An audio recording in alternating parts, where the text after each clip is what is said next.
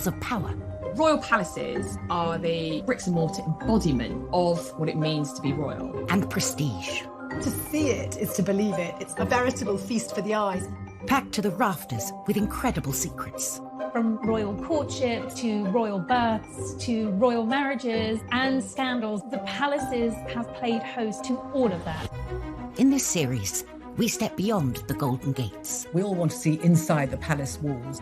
You feel as if you were being let into a secret world.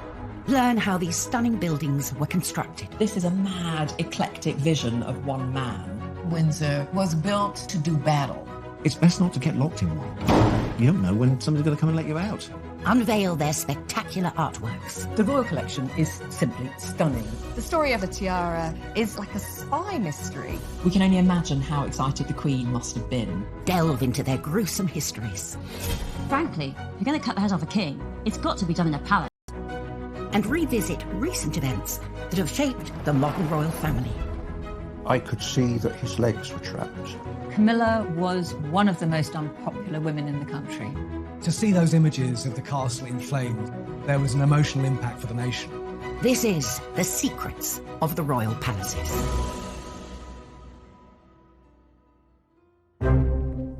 This time, we go behind the scenes with the builder who took on one of the most complex renovation jobs in the Windsor Castle restoration. We'd got 2 draftsmen drawing for the best part of a year before we even started to make anything. Get an inside look at the residents accommodating an ever-growing royal family, Kensington Palace. It was a very neat house once upon a time, but when monarchy got hold of it, they turned it into something of an architectural monster. Uncover the secrets sewn into the Queen's most iconic outfit. Hartnell actually added a wonderful secret detail, which was a little 4-leaf shamrock. We discover the most bizarre palatial presents the Queen has ever received. She was given a crocodile, and Sir Martin Charteris, her private secretary, had to put it in his bath on Britannia. And we reveal the castle with the 16th century murder mystery that went horribly wrong. It was going to be the perfect crime. Kill Darnley, blow up his house, no one will be any the wiser. The royal palaces serve as a permanent reminder of the history and influence of the British monarchy through the ages. But alongside the grand and ostentatious are those palaces that can often go unnoticed, built to blend in and to be a place for royals to call home. Across Hyde Park, some 2 miles west of Buckingham Palace, lies a remarkable royal housing complex. Rambling, and it's got lots of different apartments and houses there, and it's perfect for the royal family. It's got a lot of cousins, and she needs to house them. Royals have occupied Kensington Palace for over 3 centuries, and various generations have extended it to suit their needs. Architecturally, it's a bit of a mess. It's not the kind of unified vision that most palaces aspire to be. It was a very neat house once upon a time, but when monarchy got hold of it, they turned it into something of an architectural monster. Its first royal inhabitants were William and Mary.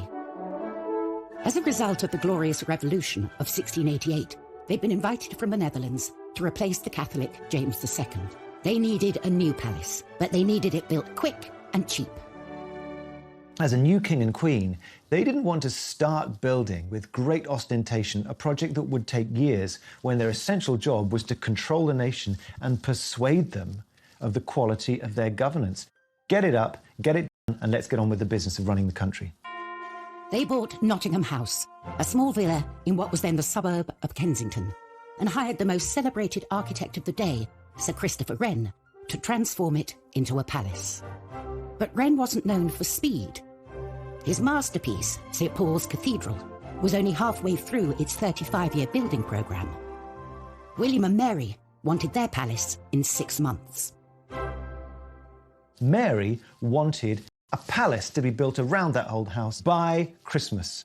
This was a phenomenal task to ask of Christopher Wren and all his collaborators. It was a bit of a bodge job, really. It was about trying to extend and build on what was already there and do so very, very quickly. With such a tight deadline, the builders cut corners. Kensington is notoriously badly built. It's had a whole series of structural props and failures, and Wren's masons just threw it up too quick. 5 months into the project, these shortcuts led to tragedy. A vault collapsed, crushing a carpenter. And to have someone who's dead because of your design and workmanship, it racked Wren. He was found with his head in his hands in St. Paul's Cathedral. Mary then stepped in and said, it's my fault. To have a monarch feel responsible for deaths because of your building project is quite extraordinary. Rather pitifully, we know she wrote to William and said, it showed me the hand of God plainly in it, and I was truly humbled. But there is a ruthless side to every queen, I think, because they were still in the new build by Christmas. It is an astonishing feat to have created a but also his budget, thanks to a rather unregal building material. It was built in brick, which was sort of unfashionable material at the time. It's quite plain in its architecture. Parts of it just look like a street rather than a palace with, long facades like any London street of the time. It's a bizarre building in many ways. Whilst Kensington Palace is home to young royals like William and Kate and their family, home for the Queen means Windsor. I think probably almost more than anywhere else, it is her home. This is where she's spent a huge amount of her childhood, adolescence, and now it is her haven. But at 11:30 a.m, on the 20th of November 1992, the Queen's lifelong home was thrown into chaos when a small fire started in her private chapel in the northern corner of the castle. Windsor Castle was being rewired, and there was a light which caught one of the heavy curtains and went up in flames immediately. And within minutes, the blaze had taken hold. In total, 225 firefighters were called to the scene, with 36 vehicles battling to save the palace. It could be seen for miles and miles around, and of course it seemed like there was a symbol of the monarchy burning. To see it in flames, I think, did have an emotional impact for many people in the UK. And no one felt that impact more than the Queen herself. The Queen was at Buckingham Palace and she was informed about the fire, and she got to Windsor as soon as she possibly could. She arrived to find the palace she calls home burning out of control. It was clear to see that it was very distressing for her, watching the fire sweeping through and people desperately trying to tackle the blaze. As firefighters battled to bring the fire under control, the royal family leapt into action and helped organise a rescue mission to save the castle's many priceless treasures from the path of the raging flames. They formed a human chain, masterminded by Prince Andrew, who knew every inch of that castle. As a child, he'd explored it, and he knew where all the secret back passages and everything else were.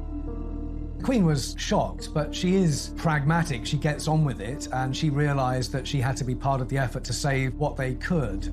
And they did. The royal family were part of the chain there to get stuff out. We can feel that in the end, only 2 works of art were lost in the fire. The blaze took 15 hours to bring under control. What had started as a small electrical fire in the royal chapel had spread outwards into 2 of the palace towers. Total 115 rooms had been completely destroyed. It was so dramatic and so terribly sad. And the next day, the Queen surveyed the ruins, and as she walked through the charred remains of some of her possessions, she seemed like a little old lady, who had lost something so treasured to her. Despite the devastation, the plan to rebuild started straight away. There was a competition for the redesign, won by a firm of architects who worked with oak specialists, Venables Brothers. We'd got 2 draftsmen drawing for the best part of a year before we even started to make anything. Initial reports suggested repairs would cost up to £60 million, and it could take 10 years for the castle to dry out. Once you've got the job, you realise the size of the task that you've undertaken. And the question of exactly what form the reconstruction would take involved some controversial decisions. The Queen and the Duke of Edinburgh really were in charge of the restoration. They had a dilemma. Do they try and restore rooms back to exactly how they were? Could they even afford that? Or do they do something different? My blood pressure went up and I think I went grey in the process. Coming up on Secrets of the Royal Palaces, we reveal the secrets of the Tudor toilet. Going to the loo with Henry VIII was the top job in the Tudor court. And we go behind the scenes of the greatest historic building project ever attempted in 20th century Britain. The design that they came up with was absolutely stunning and probably the most complicated piece of oak joinery we've ever been involved in.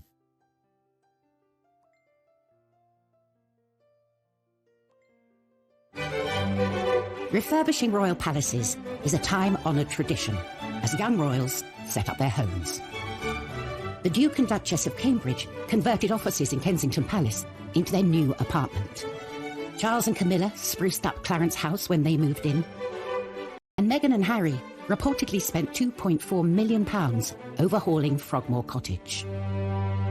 But these renovations pale in comparison to the monumental task that faced the royals at Windsor Castle.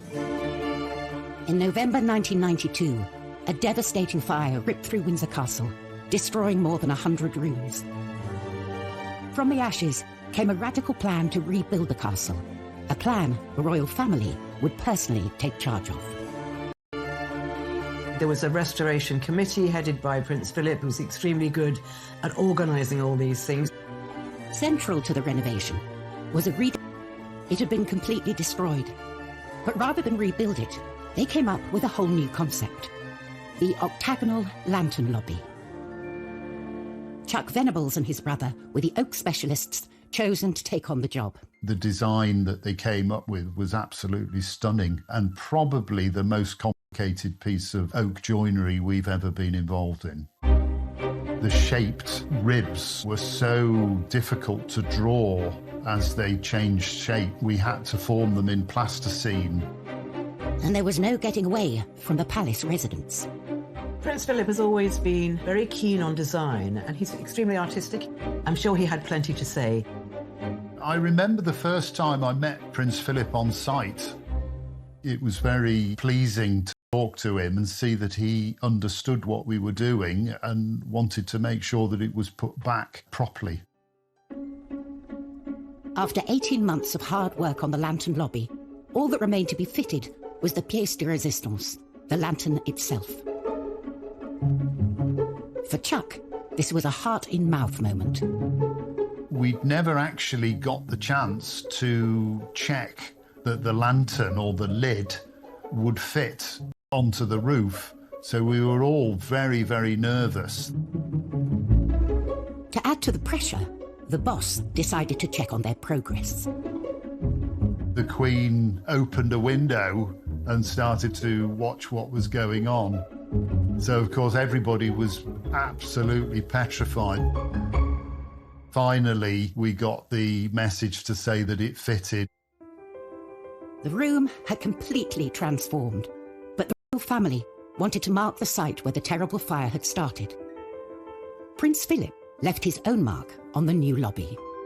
Some of the stained glass windows in the chapel were designed by Prince Philip, and they depict some of the happening of the fire into the new fabric of the castle. A permanent reminder of the fire, forever etched into the historic building. As well as the creation of the lantern lobby, all the staterooms have been carefully restored to their former glory. I think the restoration work at Windsor Castle has been done really well. The detail and the intricacy of the work is plain to see. Only 5 years to the day of the fire, the castle was reopened with a lavish ceremony. Reconstruction costs had come in at just over half the initial estimate. For recognition of their work, Chuck and his brother were invited to attend. The Queen walked straight up to my brother and started talking to us, and we were both completely lost for... This wasn't just about restoring the Queen's home, it was about preserving the heritage of this country in many ways. When you look at the pictures of what it was like after the fire and how it looks now, I think the restoration there has been fantastic.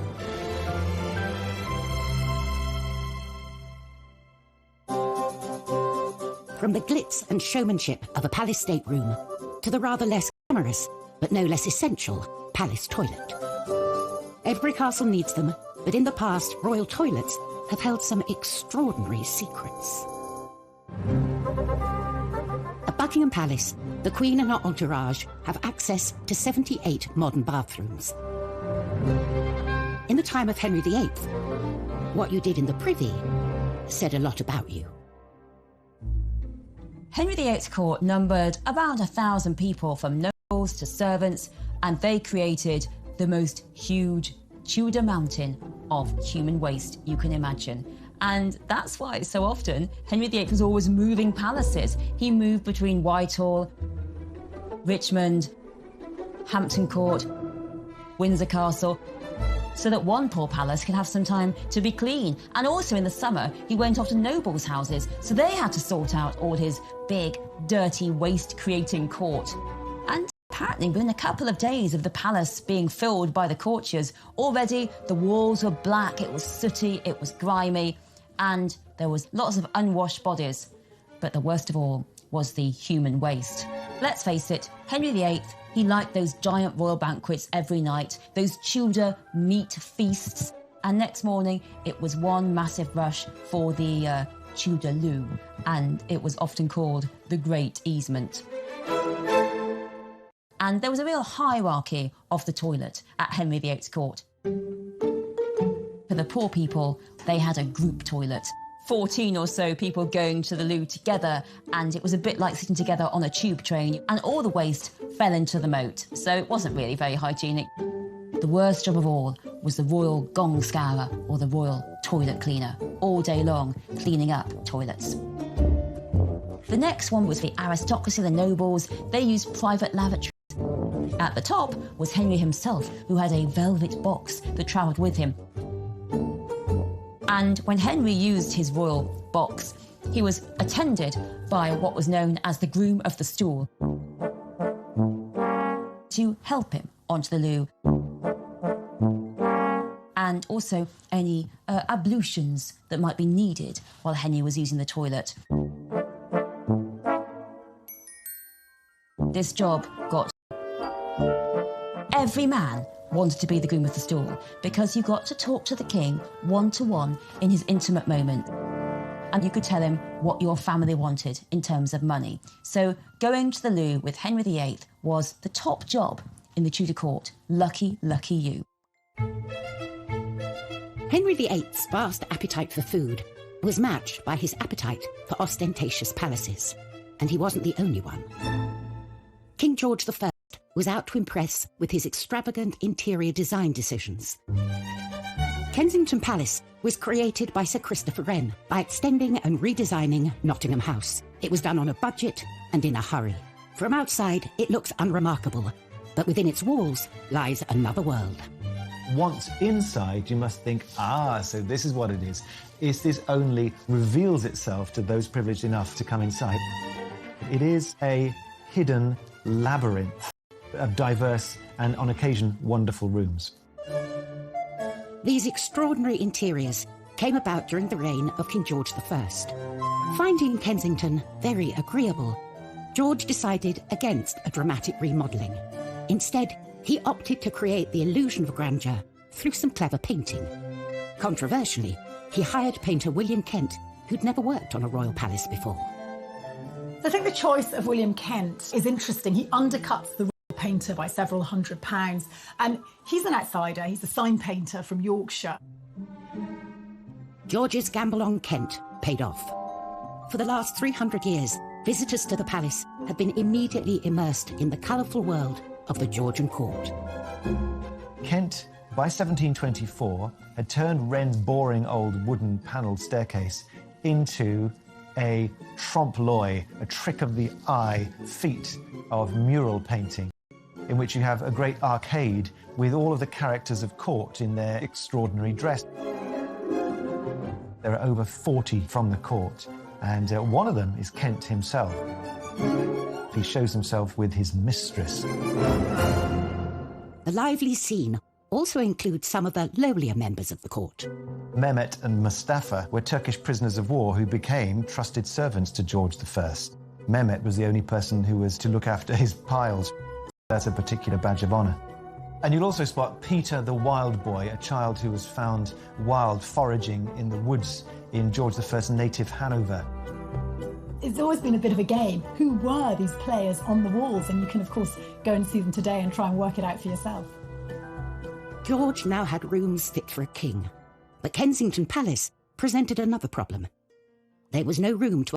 She was a rather stick-like character and was known as the Maypole. The Maypole had to have new accommodation, so the masons arrived, the brickmakers, and up was thrown a new courtyard for her accommodation. With her self-contained apartment complete, the king would visit the Maypole, regular as clockwork, between 5 p.m. and 8 p.m. every day. In many ways, I suppose George I might be said to be a king who had his cake and wanted to eat it.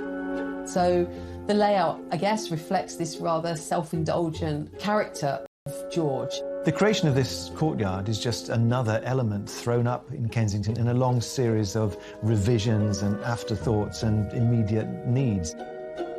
It was a labyrinth. Later generations have made good use of George's additions to Kensington Palace. In 1981, Charles and Diana moved into the same building that had been home to the Maypole. After Diana's death, the apartments were converted into office space and staff quarters, and haven't had a royal resident since. Coming up in Secrets of the Royal Palaces, we reveal the strange practices that went on in the Kensington Palace orangery. Queen Anne ended up using it as the place where she performed the age-old practice of touching for the Queen's evil.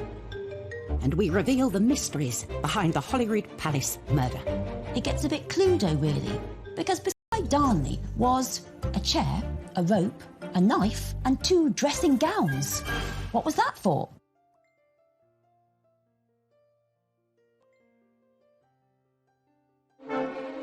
Since the reign of Queen Victoria, Buckingham Palace has been the monarch's HQ, a symbol of the prestige of royalty.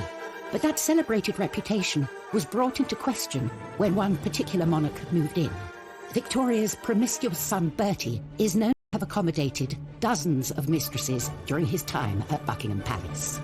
So, Edward VII, he was Mr. Mistress. Let's put it that way. There was mistress after mistress. He was known as Edward the Caresser because there were so many of them.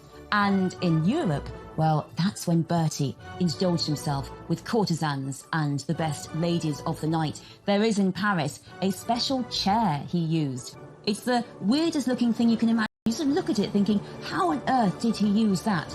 It was because, by this point, he was hugely fat. So he basically used this chair for him to sit on and at least one lady beside him, probably 2. They had to do all the work and he just sat there. The Playboy Prince of Wales became king in 1901 and took up his position at the ground. Bertie came to the throne, he'd stop it with all the girls and finally focus on his long-suffering wife, Queen Alexandra. But that wasn't the case. He just carried on with the mistresses. And one he particularly wouldn't let go of was Mrs. Alice Keppel. And what a coincidence, because she is actually the great-grandmother of Camilla, Duchess of Cornwall. Well, certainly Alice Keppel was a very successful mistress to Edward VII. He was always devoted to her, even though there were other ladies around. And the king had a very short reign because he was pretty old and pretty ill when he came to the throne. And when he was finally dying, Alice was brought to his deathbed. I mean, unimaginable. Apparently the Queen allowed this. The deathbed at Buckingham Palace should be so dignified, so solemn. And Alice gets hysterical, shouting, "What's going to become of me? Me!" and gets hustled away because of all the hysteria. I think the biggest rebellion Edward VII could ever make against Victoria and her vision of the moral monarchy was to have his mistress at his deathbed in Buckingham Palace. Buckingham Palace, like many others, belongs to the Crown, passed on from one monarch to the next. With so many palaces to their name, it's up to the monarch to decide who lives in them. There's one palace that's proved incredibly popular with the family and houses more royals within its walls than any other. Kensington Palace. For over 300 years, it's been something of a royal housing estate. Kensington Palace is one of the most populated palaces and also one of the most popular palaces with the royals. You've got the Cambridges at apartment 1A, Princess Eugenie and her husband Jack Brooks back there, and the Gloucesters. I mean, the royals are very much packed in to Kensington Palace. It's like a little royal village in the centre of Kensington. Over the centuries, the palace has been altered to accommodate the extended royal family. But its most impressive building wasn't built for a royal. Its purpose was to grow fruit trees in. The orangery was commissioned by Queen Anne in 1704. It was all about housing her exotic plants, in particular her citrus trees. She was very worried that they were going to get frostbite. But, you know, being a queen, she didn't just stick up a greenhouse. Anne instructed that her orangery should be both functional and beautiful. What she managed to achieve there was something harmonious, beautifully organised, very clearly functional, purposeful. It had ducts made of brick underneath the floor so that hot air would be swept in and would allow these oranges and citrus to grow throughout the winter. The interior had fine plasterwork, the exterior very beautifully modelled brickworks. It's a building designed to be seen. Costs for the orangery more than doubled woodcarver Grinling Gibbons. To see it is to believe it. It's absolutely delightful. It's a veritable feast for the eyes. So lovely was Queen Anne's new orangery that she found it too good to use only for gardening. She ended up using it as a ballroom and also as the place where she performed the age-old practice of touching for the Queen's evil. The Queen's evil was a name given to a disease called scrofula, which affects the lymph glands, and you have a swollen neck. That's the main symptom. And it's thought that it could be cured by contact with monarchs because they are gods appointed on earth. The orangery presented the perfect location for Anne to meet with the sick without inviting them into her home. You can actually go present yourself with your ailment and she would, heal you, make you better simply by being a queen and touching you. The Hanoverian monarchs that followed Anne had little interest in curing the sick. They turned the orangery into a party venue, which it still is to this day. With the likes of Simon Cowell hosting star-studded parties and hotel heiress Nicky Hilton holding her wedding reception there, Palace Orangery is as fashionable as it ever was. From parties to the young royals choosing to make Kensington their home, it's a palace that will be forever linked with the trendy and chic side of royal life. But for other royal palaces, their reputations have been forged out of dark and sinister secrets. Holyrood Palace in Edinburgh is stained by the turbulent reign of Mary Queen of Scots. 1567, the 10th of February, there is the biggest murder mystery in Scottish royal history. Central to this whodunit is Lord Darnley, Mary's deceitful and often estranged second husband. Lord Darnley is recuperating from an illness, possibly syphilis. He's in a house just by the city walls, and late one night there was a massive explosion. This huge explosion that rocked all Edinburgh woke Mary up in Holyrood House, and Darnley's house had been entirely blown up. It was going to be the perfect crime. Kill Darnley, blow up his house, no one will be any the wiser. But Darnley managed to escape. And there's an amazing map drawn by the spies at the time that show you exactly what happened. Darnley managed to get away to the nearby orchard. And there he is found dead with his servant. And now it gets a bit Cluedo, really. Because beside Darnley was a chair, a rope, a knife, and 2 dressing gowns. What was that for? Well, what we think happened is get out of the window, took the dagger with him to stab, and the dressing gown because he was just wearing his nightshirt, as was his servant. So, you want to be a bit more dressed when you're fighting off some baddies. But the ruffians were too quick for him. They smothered him and his servant in the orchard, and then they all ran off. Mary Queen of Scots was herself suspected of the crime. Years later, the murder of Darnley was still being blamed on inhabitants of Holyrood House. During the Victorian period, the maids said to visitors that there was a Darnley bloodstain, and they used to charge visitors a couple of pennies to go and look at this Darnley bloodstain, but actually they'd put it on themselves. So if you ever go to Holyrood House and you're offered a chance to see the Darnley bloodstain, it's only made out of red food colouring.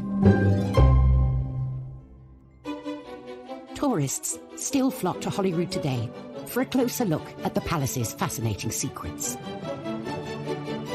400 miles south of Buckingham Palace, the grand staterooms entice visitors from around the world when they're open to the public every summer. A chance to witness firsthand the iconic riches housed within. Clothing is such an important part of the major events in our lives, and when it's done well, it communicates everything that is really important at that precise moment to the wearer and to the occasion. The 2nd of June, 1953, Elizabeth II's coronation. For the first time, the whole ceremony, as well as the famous appearance on the Buckingham Palace balcony, would be televised. With the eyes of the world on her, it was essential she had the right dress. A dress so special, it would have secrets sewn into its very fabric. The Queen's coronation dress is just stunning. There's no other way to describe it. It was made by the leading British couturist at the time, Norman Hartnell. Elizabeth knew this dress would go down in history, and she proved a very hands-on client. The four national emblems of England, Scotland, Ireland and Wales were already going to be included. The Queen came up with a rather wonderful suggestion to also include emblems for each of the dominions over which she was becoming Queen. You can make out the maple leaf of Canada, the wattle of Australia. You can see the lotus flower of India, and then the wheat sheaves of Pakistan. The whole dress becomes a true symbol of the reach of Queen Elizabeth II. Hartnell loved the young Queen's ideas, but they didn't see eye to eye on everything. Originally asked to replace it with the rather less glamorous but more official Welsh symbol of the leek. Despite the Queen's attention to detail, there was one secret that Hartnell managed to sneak past her. Unknown to the Queen, Hartnell actually added a wonderful secret detail, which was a little 4-leaf shamrock which she placed on her left skirt, just underneath where her hand would be resting in the ceremony. A secret message from the designer to the Queen on the dress that would be immortalised as part of the coronation ceremony. And the day would be complete when Elizabeth II stepped out onto the famous Buckingham Palace balcony to wave to a mall packed with her subjects. The glitter, the glamour, just the pure historicity of it all must have been magnificent. The dress is now part of the royal collection displayed at Buckingham Palace, a palace so integral to its story. Coming up on Secrets of the Royal Palaces, step inside the top secret dressing rooms of Elizabeth I. These were her secret spaces where the makeup went on and no man could go. And we unearthed some of the most unusual gifts housed within the palaces. The gift was a massive 6-foot-long grasshopper made by the French surrealist artist François-Xavier Lalande.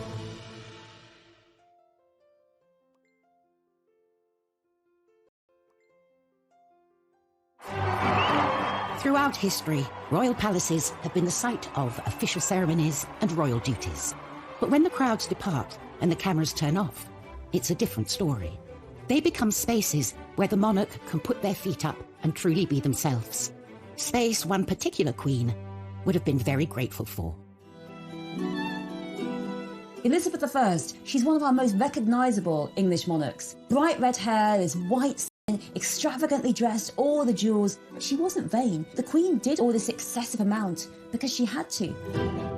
Her image was so vital to her. She knew that people had to see the Queen as majestic, as perfect, as healthy. Because if the Queen wasn't beautiful and healthy, it was thought that the kingdom wouldn't be beautiful and healthy.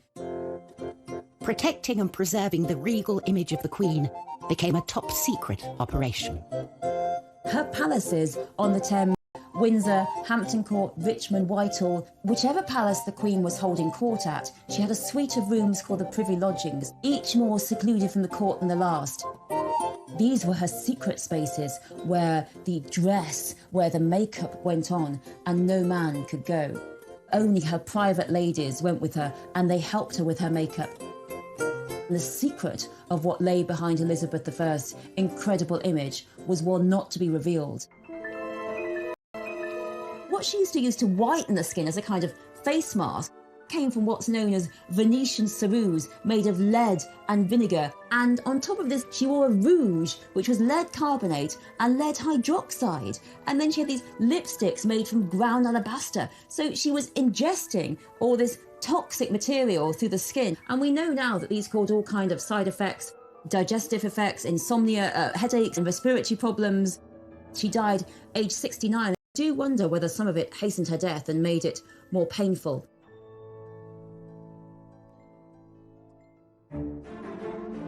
Whilst monarchs through the ages have felt the pressure and politics of keeping up with royal expectations, it's certainly a job that comes with some impressive perks.